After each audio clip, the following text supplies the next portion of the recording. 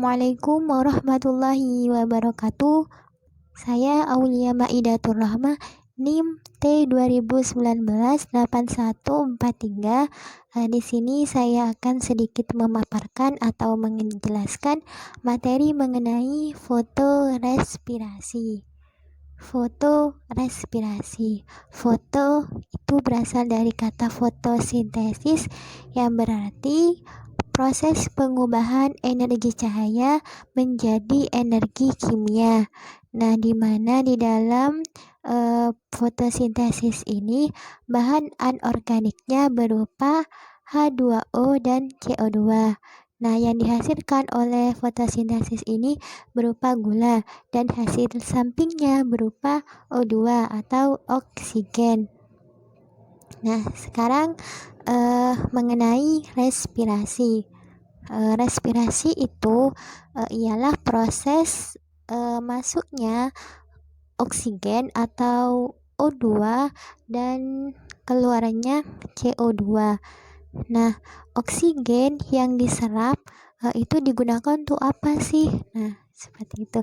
Nah, oksigen yang diserap itu akan digunakan dalam proses pembakaran.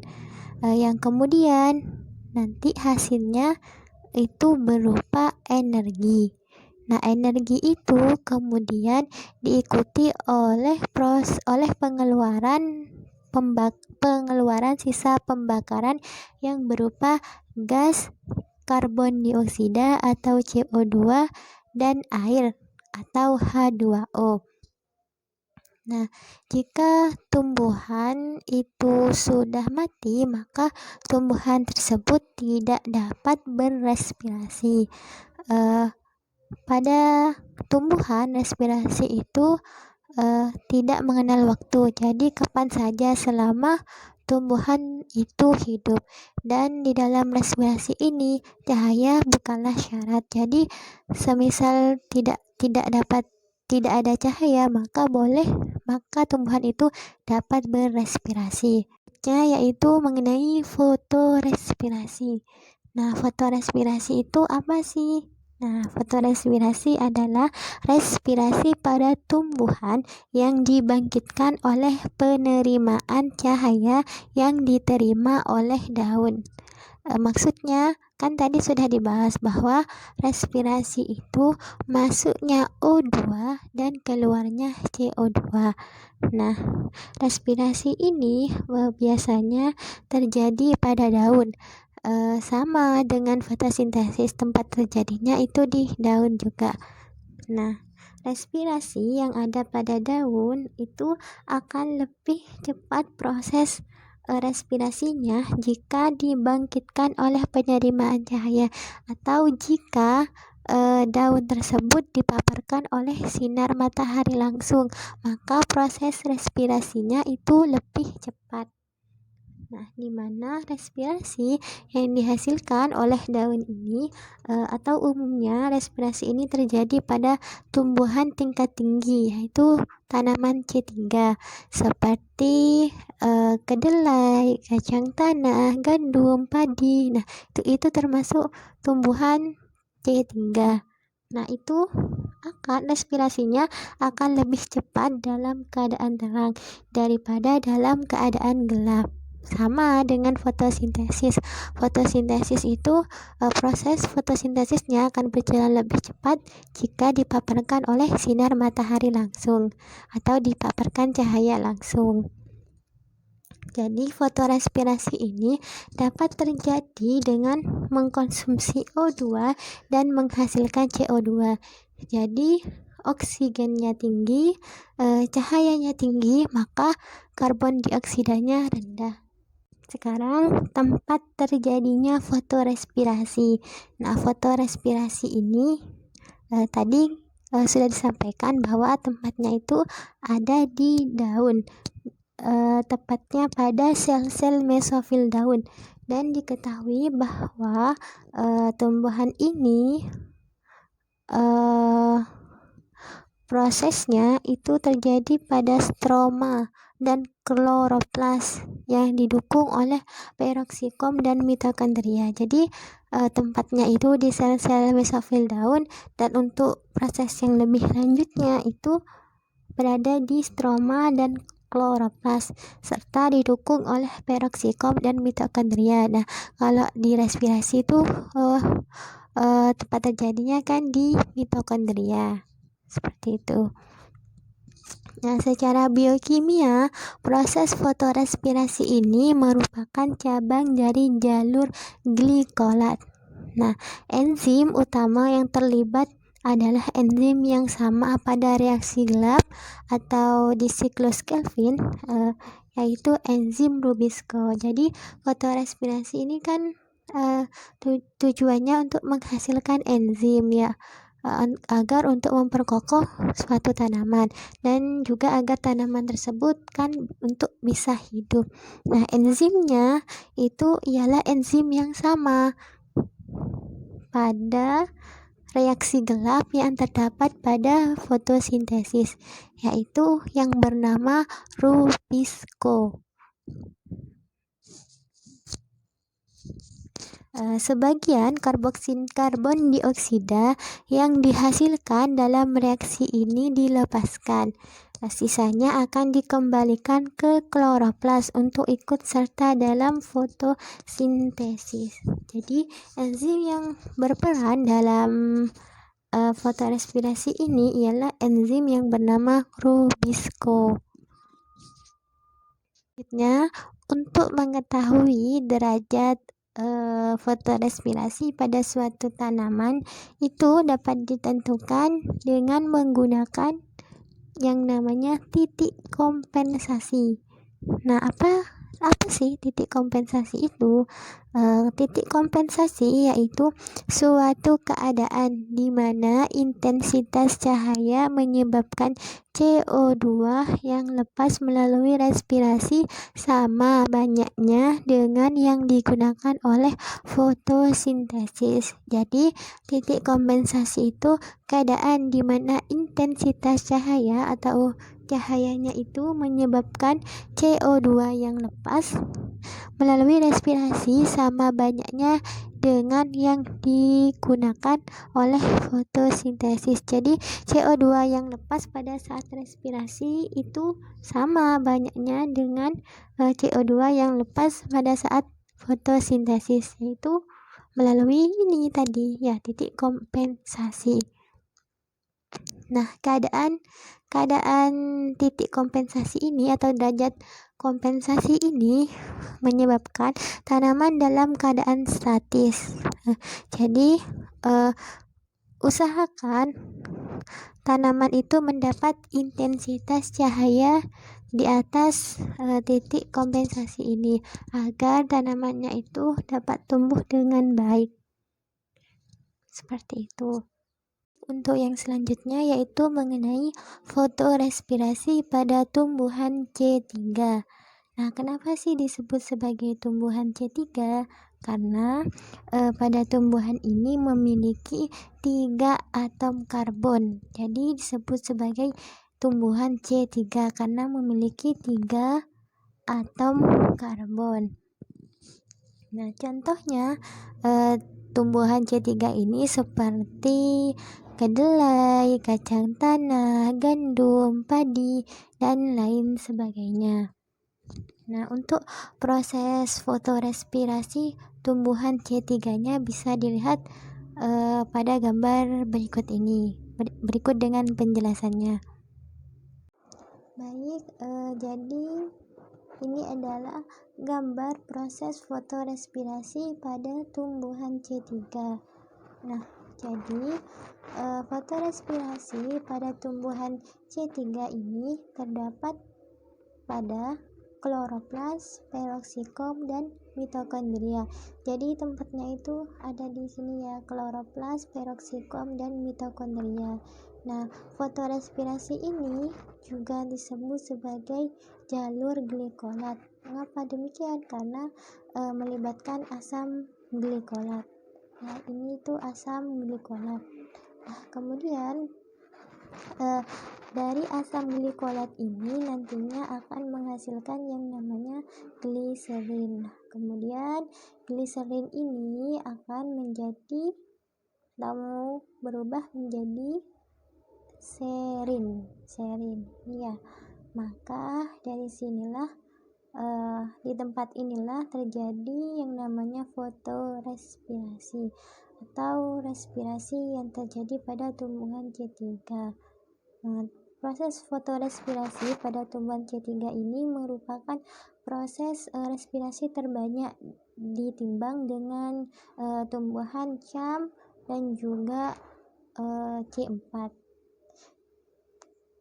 sekitar 85% kalau tidak salah.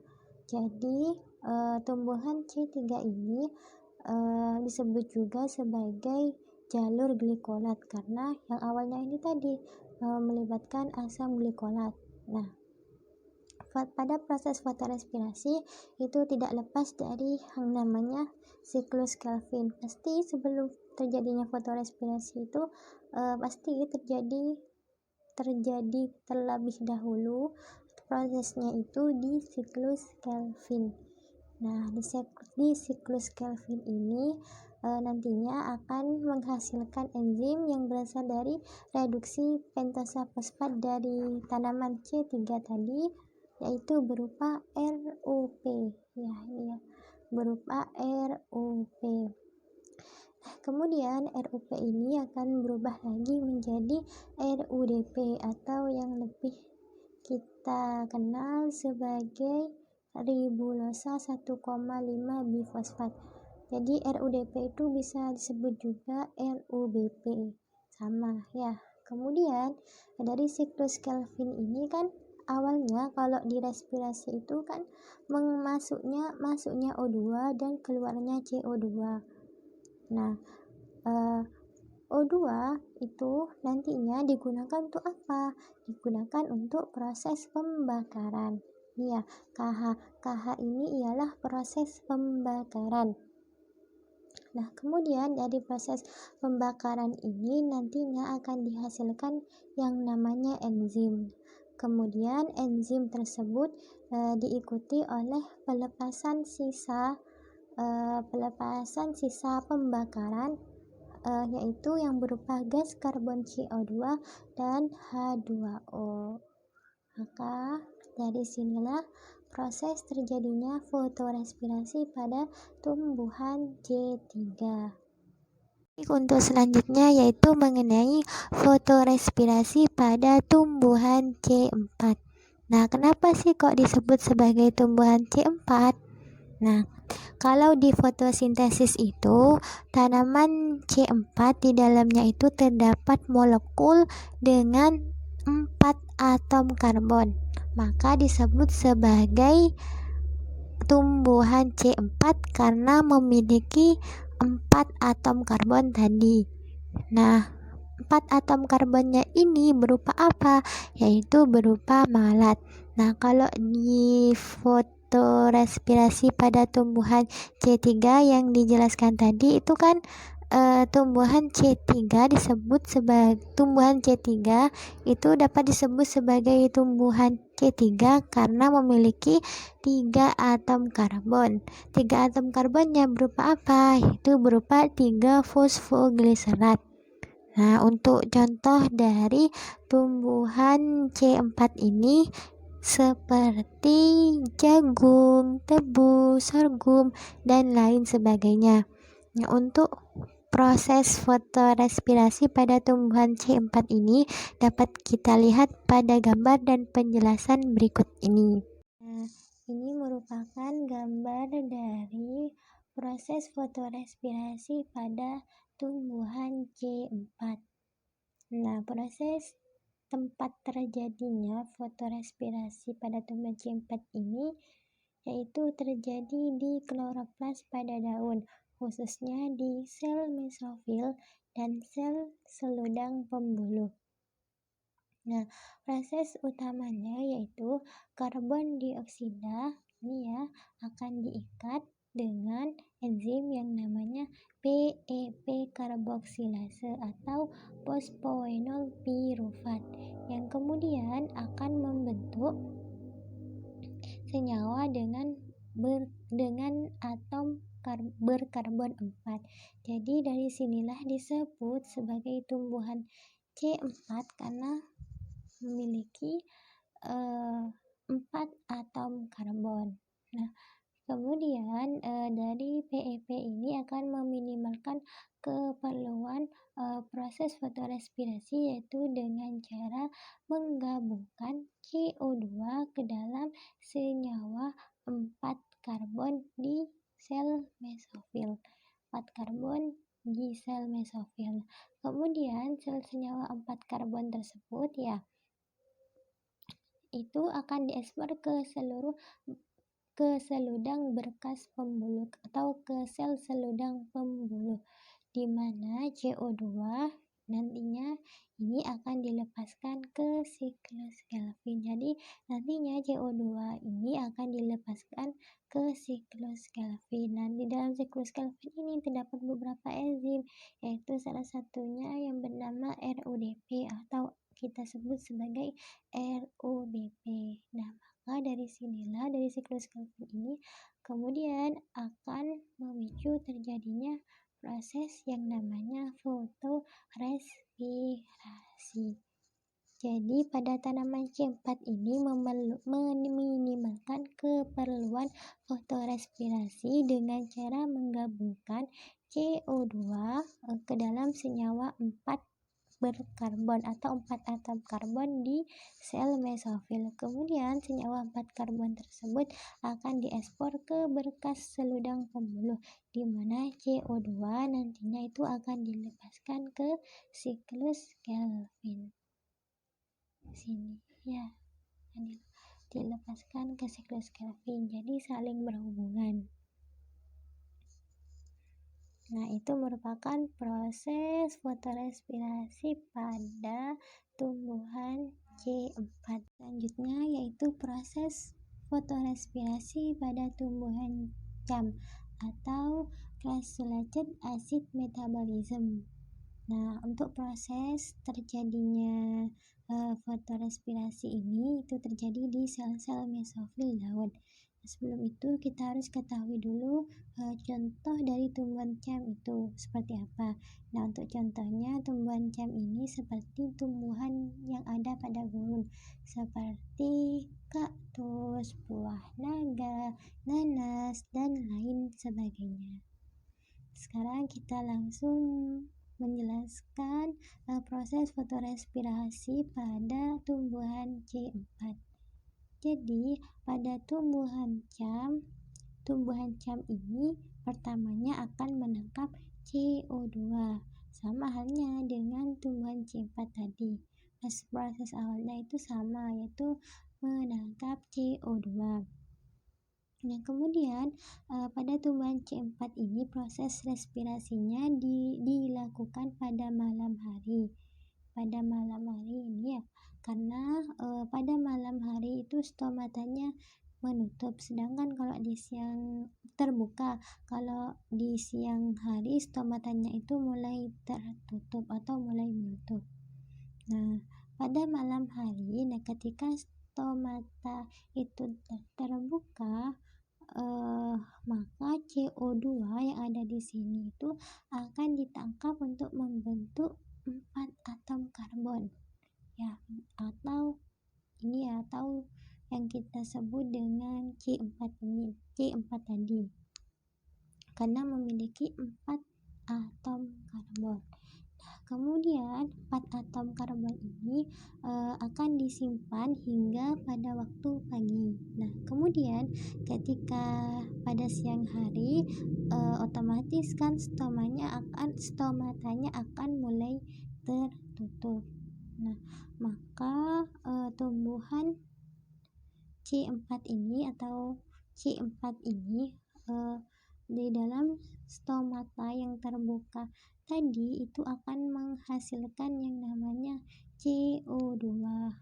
Jadi pada saat stomata dalam keadaan tertutup, itu akan terjadi yang namanya dekarboksilasi senyawa C4 dan penambatan kembali CO2. Jadi CO2-nya itu ditambatkan kembali. Nah, kemudian dari CO2 ini akan masuk ke yang namanya siklus Kelvin.